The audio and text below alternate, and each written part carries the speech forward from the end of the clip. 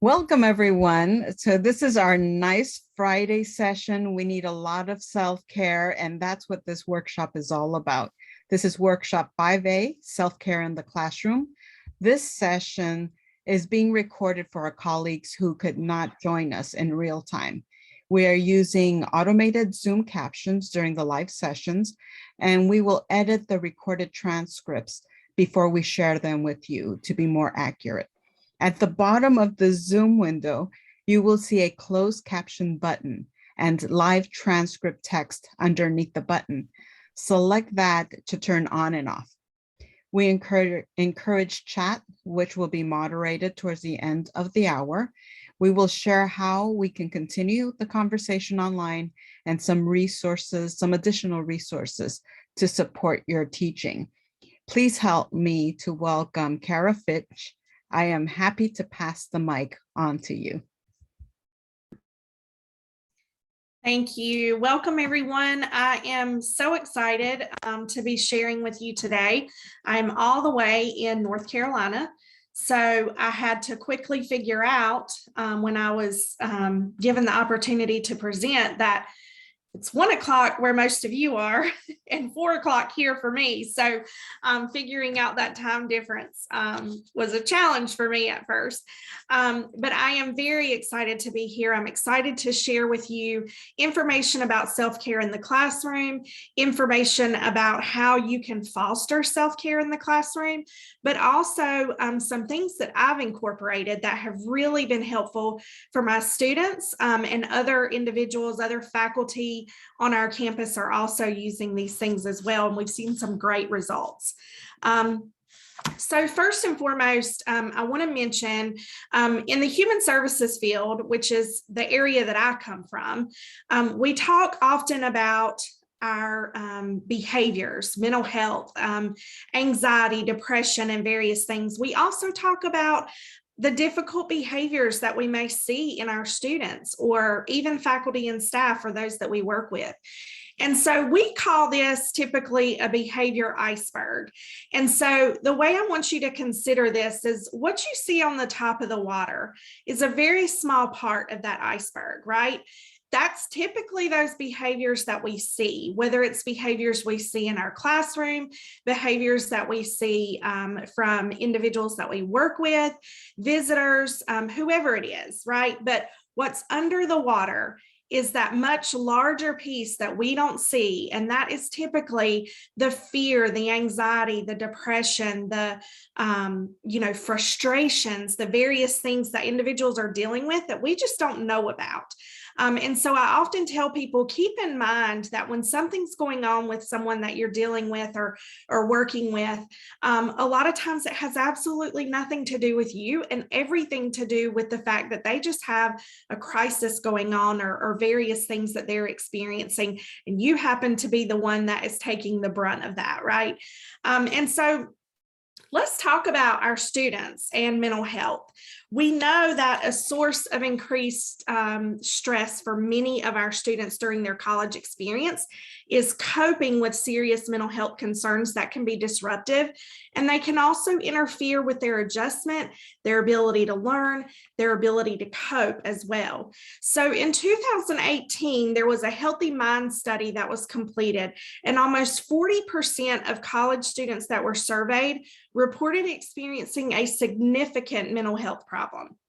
Anxiety is the most common mental health concern among students, with 60% feeling overwhelming anxiety, followed by 37% experiencing depression.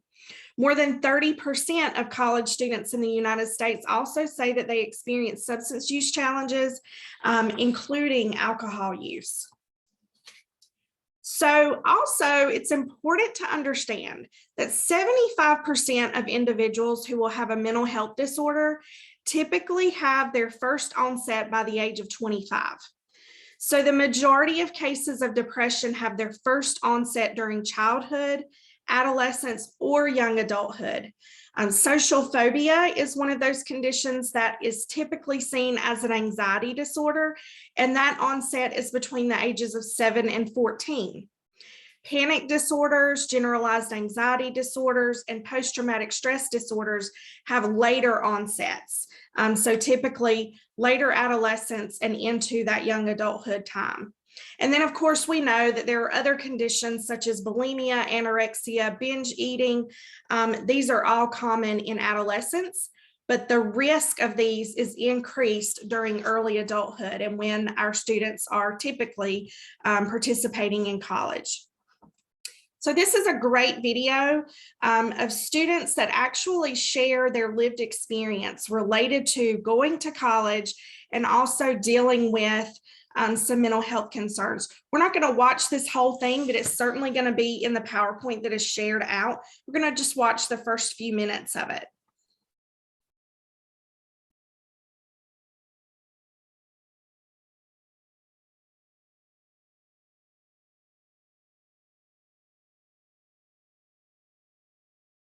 I don't know exactly when it began. When it really started to like hit me. In the 3rd grade. When I was about 14 years old. Freshman, sophomore year of high school, when depression and anxiety hit me like a ton of bricks. My official diagnosis is bipolar depression, generalized anxiety disorder. I have been officially diagnosed before with major depressive disorder, chronic insomnia. Attending college significantly exacerbates the struggles of mental health issues. This is my 2nd attempt at college. College is really like that time period in a lot of people's lives that really makes or breaks them. Expectations. You know, the pressure to do well, the pressure to not disappoint others, financial stresses of how am I going to pay for this? The thought of whether or not it's worth it to go into so much debt. I always thought that therapy and medication and, being diagnosed, quote unquote, was, for crazy people. And I always thought, well, I'm not crazy. I typically mask pretty well, but I'm pretty sure that the signs were obvious. I started to self-medicate a lot. I started drinking more. There was this stigma against seeking help for mental health. A lot of my peers, we all needed help, but no one exactly knew where to go to find it. I have spoken with counselors at my college as well as attended support groups. I can't even count on 2 hands how many professors I have who have personally reached out to me and asked me if I needed anything, if I was all right. I also have a bigger support group here at college, and that helps with the depression. I've realized that counseling and therapy for me isn't a want, it's a need. Holding everything in will only ever come to hurt you in the end, and it will explode, as I've seen.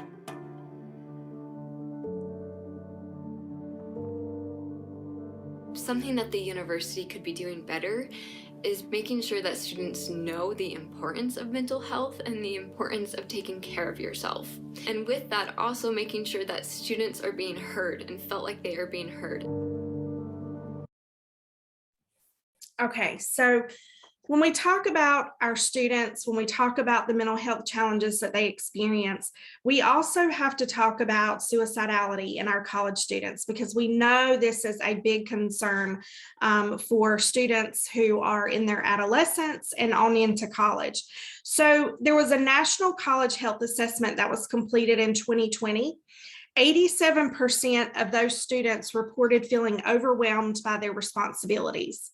33% of those students felt so depressed within the previous 12 months that it was difficult to function. So again, we talked about that difficulty with the learning, coping, and just regular day-to-day responsibilities. Almost 9% of students seriously considered suicide over the past year. We know suicide is the 2nd leading cause of death for the individuals aged 15 to 24. So we know we're talking about a large majority of our college students. And so that Healthy Mind study also showed that 14% of those students reported having suicidal ideation. 6% planning a suicide attempt, 1% actually reported an attempt, and then 23% reported inflicting non-suicidal self-injury.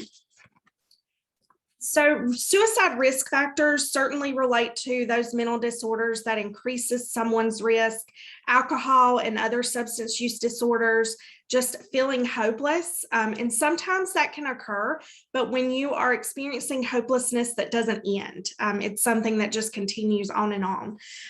Losing relationships, whether that is through what we've experienced in the last couple of years with COVID-19, or just any loss of a relationship. Family history of suicide, having trauma or abuse history. We do know that trauma affects individuals over the life course.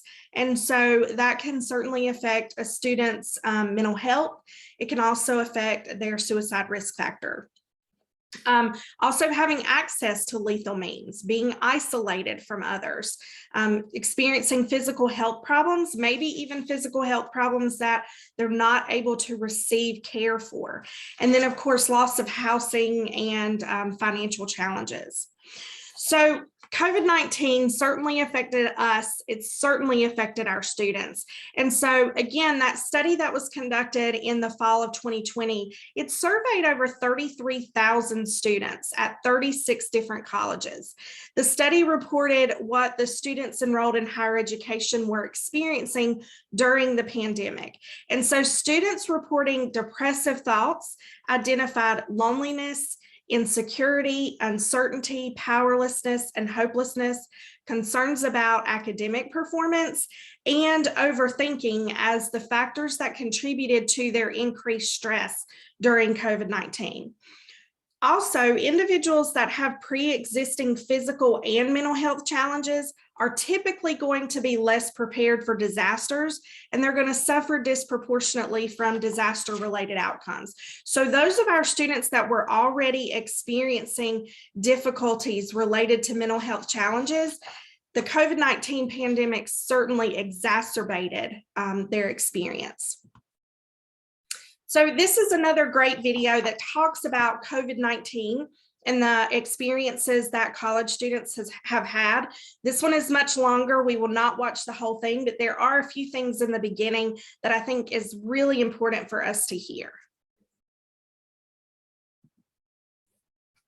Finally tonight, we look at how the pandemic is affecting the mental health of college students. Students have long been prone to stress, anxiety, and depression. According to the CDC, 3 out of 4 Americans between the ages of 18 and 24 report poor mental health tied to the pandemic. Hari Srinivasan has our story. It's part of our ongoing series, Rethinking College, and a warning for some viewers. This story deals with the subject of suicide. The nights leading up to it had shown that there was going to be some sort of culmination. And that night, I was kind of worried that I was going to do something that I might regret. 19-year-old Victoria Canales was alone the night she almost gave up everything. Alone in a 3-bedroom apartment in Austin near the University of Texas campus. No friends, her roommates stayed home fall semester. No family, they were hundreds of miles away in Laredo. Panic led her to stop taking her antidepressant medication, and her good grades were slipping away too. Unsure where else to turn, Canales dialed her school's crisis hotline. I told them, I'm feeling pretty bad. I'm not doing too well in my classes. I'd kind of just like somebody to talk to. They kept her on the phone for an hour and a half. And then by the end of it, she told me, I would like to be able to hang up and know that everything's going to be okay, but based on kind of what we were talking about tonight, I think I'd like to send the campus mental health officers over just to go check and make sure that everything is okay. They sent someone over, and Canales decided in that moment to make some changes because she was not okay. Many students are not right now. Drop a pin on a map of the U.S. and the story is much the same. Heightened isolation, depression, anxiety, mental health crises, courtesy of a college experience stripped almost entirely of campus life, tradition, and structure, on top of a pandemic. College seems like a really far away concept right now. No matter who you are, it really sucks. It's really messed with my head in ways I never thought possible. It's hard to sleep at night because you just sit in your apartment all day. I think almost all of my friends have started going to therapy since the semester started. More than 560,000 undergraduate students did not enroll this fall compared to 2019. Even in normal times, those who report mental health struggles are nearly twice as likely to drop out of school than their peers. There are stressors for those studying remotely. It's very exhausting. Definitely Zoom fatigue is real. And for those making the trek into classrooms. Since I commute a lot, I try to be as careful as possible, especially knowing that a few of the people that I know that has gotten the virus have been really, really sick. They were very near to death. 1 in 4 Americans between the ages of 18 and 24 reported having seriously considered suicide in the last 30 days, according to the CDC. And nearly 70% of college presidents now say student mental health ranks among their top concerns. Okay, so when we talk about our students and their struggles and the things that they may be experiencing that we are not even aware of, we have to recognize trauma. And so our students can certainly be experiencing trauma right now, but they could also have experienced trauma in the past that affects their ability to develop relationships, again, to learn, and also to cope. So trauma can overwhelm a person's coping capacity, and it has long-term effects on their functioning and well-being. So normal and protective responses like the fight, flight, and freeze that we all hear about are typically activated regardless of whether those threats are real or perceived in someone who has experienced past trauma. So a person who experiences trauma may also experience that defensive response, even in situations that are not truly threatening. Not all children and adults that experience trauma or are exposed to traumatic events experience long-term health problems. That's likely due to the protective factors that are in place for that person. So we know that having that support, receiving the resources and referrals and the necessary assistance in those situations makes a difference. Some of the protective factors are having parental knowledge of child development, healthy parent and child relationships, social connections, social and emotional competence as well. We know that everyone experiences negative events throughout their life. We've all had some type of negative event at some point, but everyone experiences trauma differently. There's no right way to process a traumatic event. So reactions to trauma can last for weeks after the event, months after the event, and even longer. Many people with the support of family, friends, or professional counselors, as well as time, can get back to a sense of normalcy as those feelings diminish. It's when they can't get back to that normalcy that there's more concern. So let's talk about trauma in higher education and what that looks like for our students. When a person has experienced childhood trauma, their ability to trust others is often diminished or severely lessened. So when the ability to trust is reduced, engaging in relationships can be much more difficult because the person often feels afraid of being betrayed or harmed again. When a person stays closed off emotionally or guarded, it can also be difficult to form healthy and meaningful bonds with other people. An individual's ability to form relationships can also influence that person, the way that person interacts with college professionals who seek to guide them in their college experience. You could be someone who reminds them of an individual that was a part of their traumatic experience in the past. And because of that connection, they may struggle to form a relationship with you. Individuals who have suffered trauma may have access to fewer social supports, including friends, and they might be less comfortable connecting to campus resources that can help them navigate the college experience in healthy ways.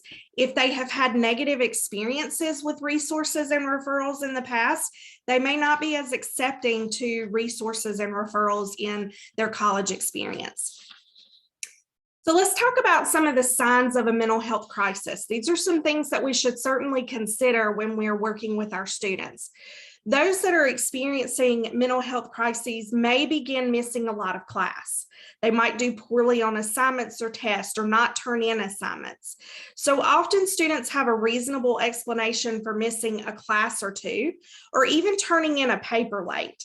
But we have to follow our instincts as educators. If an overall pattern changes and you sense something bigger behind that student's difficulties, you should talk to them. We all have those students and know of those students that regularly say, hey, I need more time, right? Or they're late on assignments, or they don't do well.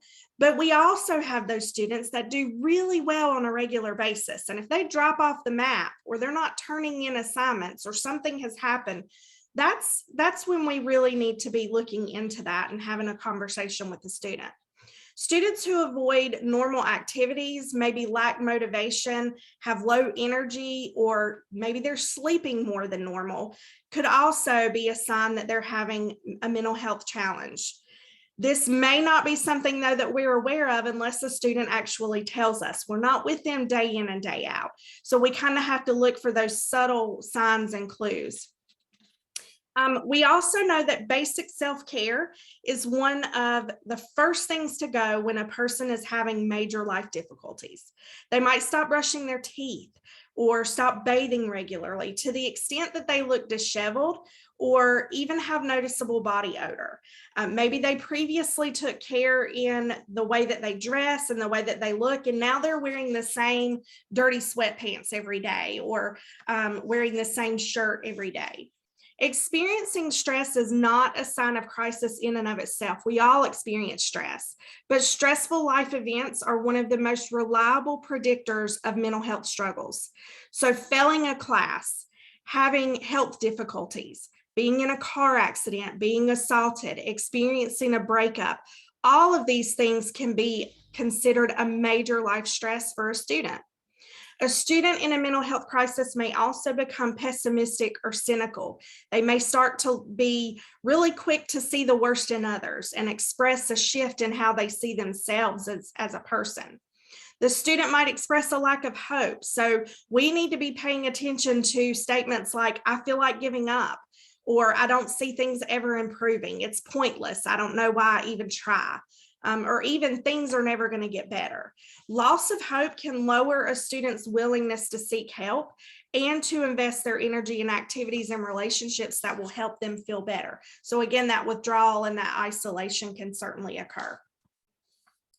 We also always hope that our students are going to enter our classrooms academically ready to learn and also emotionally ready to experience college life and the excitement of discovery. However, many of the effects of trauma often block a student's ability to learn in the classroom. Processing prolonged stress and trauma can be physically and emotionally demanding and time consuming. So it can drain all of your time and your physical ability to do things. So normal goals and obligations might be suspended, at least temporarily, while the student devotes time and energy to dealing with and processing through that traumatic experience. Even after a stressful traumatic situation has ended, often people will continue to react as if that stress and trauma is continuing. So they'll become self-protective at times, spend a lot of time and energy scanning their environment that they're in. And their bodies might act as if they're in a constant state of alarm as a way to protect themselves. And this really leaves very little space for curiosity, for exploration, and even for learning for our students. We know that most on-campus student interactions with campus professionals involve faculty. We also have what we call the success coach model of advising at Stanley Community College, where I am from in North Carolina. And our students spend quite a bit of time with our success coaches as well. It's so important that faculty and any other person on campus that is working closely with students has an understanding of trauma-informed principles and how they can make small changes in different aspects of their work. So whether it's from curriculum development to the classroom teaching style and so on, and we're going to cover some of that. We're going to talk about some principles that we can use in the classroom that will allow students to be engaged in the formulation of a trauma-informed classroom and how we can reinforce their participation through that compassionate accountability. So first, let's talk about the physical, emotional, social, and academic safety. So we want to cultivate an environment that prioritizes safety, respect, and acceptance for every member of our class during both individual and group interactions. So this includes feeling safe to make mistakes and also to learn from them. Examples of this would be to integrate low-stake assignments that provide feedback before a student takes an exam, communicating safety procedures with our students, and also implementing policies for classroom communication. We should also avoid sexualized references, jokes, stories, and images. And along with that, we should ensure that students have a method in which they can safely report such misbehavior. We can also learn to use de-escalation techniques to manage and transition students experiencing heightened emotional responses. A lot of times, faculty will see those behaviors as just a difficult student, rather than, instead of asking what is wrong with you, we should be asking what has happened to you and what can we do to help you. We also need to acknowledge the mass shooting epidemic in the United States by informing our students of campus safety practices and allowing students to express their concerns for their safety and their own needs. So for example, some students may not want to sit with their backs to the door. Others may want to sit near a window because it makes them feel safer. We need to keep in mind also that we should never force our students who have experienced a past trauma, whether it was at school or outside of school, to discuss that, because that can certainly cause re-traumatization. And the last thing we want to do is re-traumatize a student that has already experienced something. We also need to realize that students may currently have abusive or violent living conditions. So this may not be a post-traumatic situation. This may be a current traumatic situation that they're dealing with. So our students come to us with a wide range of individual strengths, challenges, traumatic experiences, and stressors.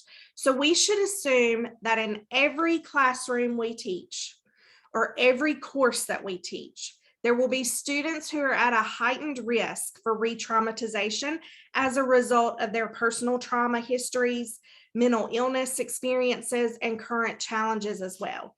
It's important that we are aware of the signs and symptoms of trauma, re-traumatization, and vicarious trauma. And there are so many trainings out there to help us become more knowledgeable about this.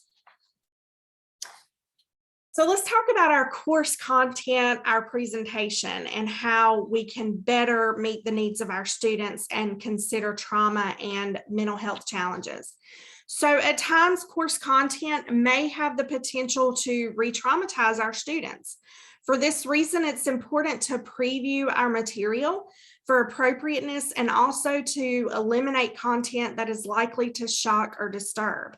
If difficult material needs to be used in a class, and we certainly know that it's not always avoidable, it's very important to develop warnings so that students know what to expect in terms of that content, the severity, and the duration. Students typically handle difficult material better if there's an effort to warn them ahead of time. So I had a student, I teach human services courses, so crisis intervention, social work, counseling. I had a student who was actually in one of my crisis intervention courses. She had experiences of past trauma, and some of the topics that were discussed in that class brought up her past trauma.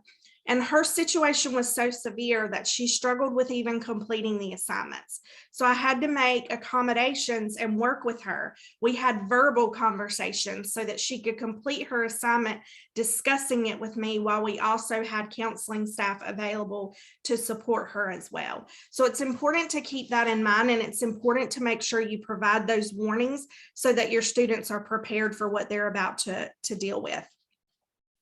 Also, conducting regular verbal checks with students can help determine how students are doing emotionally.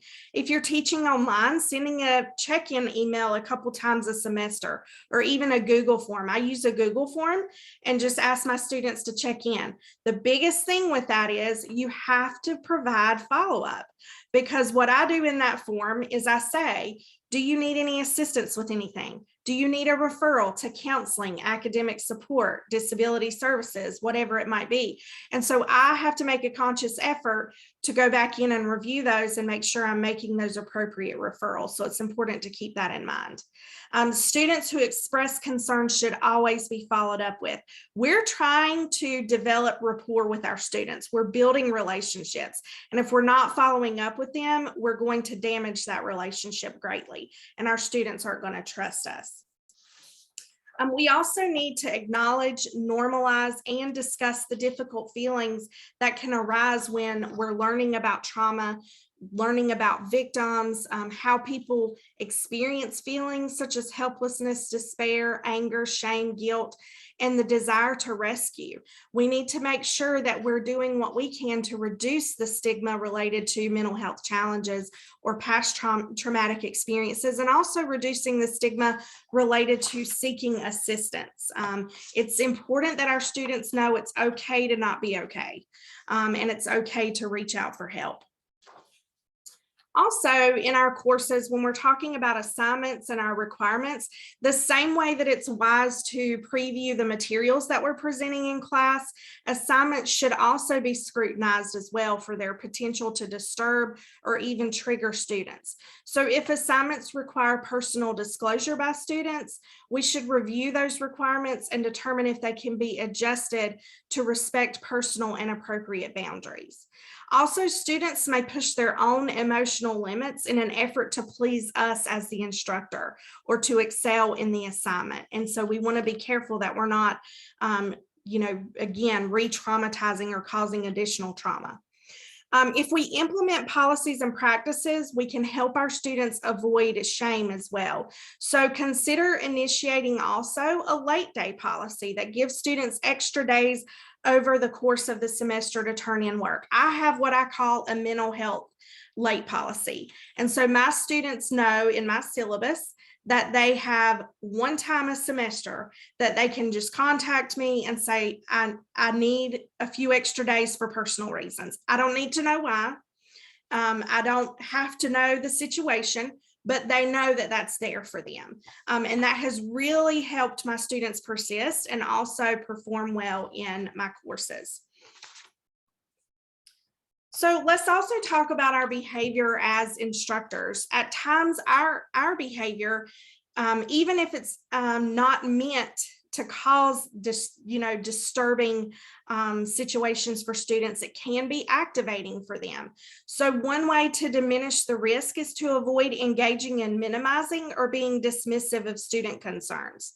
We should never permit threats, of course, ridicule, or displays of power, impatience, or disappointment. So we want to use neutral language and strengths-based perspective in communicating with students. Our students are really hard on themselves. And I constantly have students that will say, I'm terrible at this. I can't do this. Or I know I did terribly with this. And so one of the things that I try to do is turn that around and say, you know what? You might have struggled with this assignment, but let me remind you just how great you did on this, and you're going to get this too. And so using that positive affirmation is very important. Also, we can self-disclose. We need to be open and honest with our students, be willing to share with our students our own strong reactions to certain topics. If we model self-reflection, then we can also show that we understand without being super invasive with the students. And we can assist them by listening to them as well. Students might share information about a past or current trauma that they're experiencing. We don't need to have an answer for them. We're probably not always going to have an answer for them, but we can listen and we can refer them to appropriate services. We should never invalidate a concern of a student. If we don't know how to respond compassionately in a situation, then refer them to appropriate services. Make sure that you ask about any barriers that they might have that would reduce their ability to access those services as well. So we also need to think about our classroom characteristics, and that means considering the features of our classroom, considering also our behavior and how the features of the classroom or our behavior can be triggering for some students. So if there are abrupt changes in a physical environment, such as the way the classroom is set up, lighting, sound levels, that can be startling for some students who are living with a degree of hyperarousal symptoms, especially if you've got a student that has autism, if you've got a student that's had a past trauma, and consistency is important for them. Instructors also who walk through classrooms might at times inadvertently loom behind a student, and that can be very disturbing for a student with an assault history. I can remember in the past working with an individual who was assaulted and she was grabbed from behind. And so we had to learn to tell people that we worked with that were new, don't ever go up behind her and don't ever touch her from behind, because she would immediately just have a panic attack and blow up because she was going into that self-protection mode. And so we really need to be careful about that, considering our students as well. Some students may also have some special trauma-related needs. You may have veteran students that want their back to the wall or have other special conditions to enhance their sense of security. We should also consider soliciting student feedback and suggestions for improving the safety and comfort of the classroom, and that can help us identify those specific needs for our students. We also want to develop clear expectations for our classroom for both the instructor and the students. That helps us to ensure consistency and promote those appropriate boundaries in order to minimize disappointment. So if we set guidelines for responding to emails, providing detailed grading rubrics, creating low-stake feedback assignments, and involving students in the planning can be really helpful with this. We also have to remember we're human. Be willing to admit when you've made a mistake and be willing to apologize for it and just move forward. I'm going to show you a video that I use in my courses. I think it's important that when we're telling our students the importance of something, we're also showing them the importance of something. And so in my courses, we use a lot of discussions, and a lot of those discussions are very opinion related. They can become very difficult for students to avoid becoming upset with each other and things like that. And so empathy is one of those things that I think is difficult for a lot of people to understand, the difference between empathy and sympathy. And so not only do I share this sometimes on our campus when I'm teaching faculty and staff, but I have this in my courses as well to remind students the importance of considering how others might feel. And so I'm just going to share this really quick before we go into the last few things.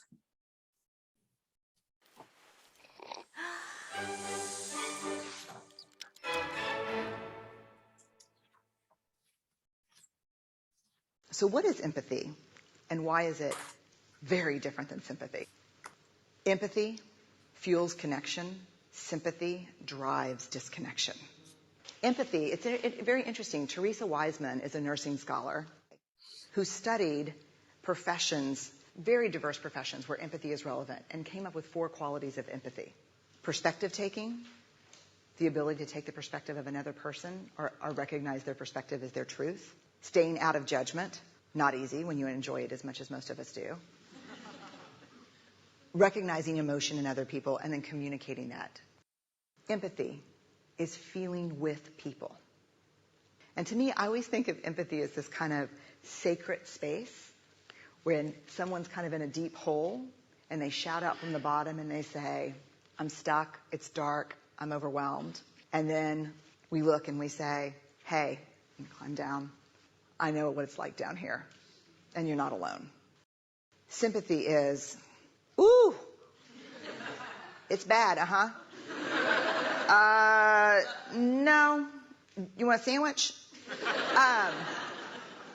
Empathy is a choice, and it's a vulnerable choice, because in order to connect with you, I have to connect with something in myself that knows that feeling. Rarely, if ever, does an empathic response begin with at least. Yeah. And we do it all the time, because you know what? Someone just shared something with us that's incredibly painful, and we're trying to silver lining it. I don't think that's a verb, but I'm using it as one. We're trying to put the silver lining around it. So I had a miscarriage. Oh, at least you know you can get pregnant. I think my marriage is falling apart. At least you have a marriage. John's getting kicked out of school. At least Sarah is an A student. But one of the things we do sometimes in the face of very difficult conversations is we try to make things better. If I share something with you that's very difficult, I'd rather you say, I don't even know what to say right now, I'm just so glad you told me. Because the truth is, rarely can a response make something better. What makes something better is connection. All right, so right along with that, as instructors, as faculty, as staff, it's important that we're teaching, modeling, and practicing self-care at every opportunity. So discussing self-care with our students. Also, consider adding a short self-care module to your courses. Maybe you have resources or information that you can share. At a minimum, we can consider including a self-care statement on our course syllabus that emphasizes the importance of self-care and your expectations with respect to student self-care. And along with that, you can provide, again, those links to resources. Also consider discussing with your students the barriers that they might experience related to self-care and have them brainstorm responses. A lot of times just hearing from other individuals how they participate in self-care gives other students and even us ideas of ways that we can take care of ourselves. So I have a self-care statement in my syllabus that I use for my students. And this, of course, will be in the PowerPoint that you can access, so I won't read the whole thing.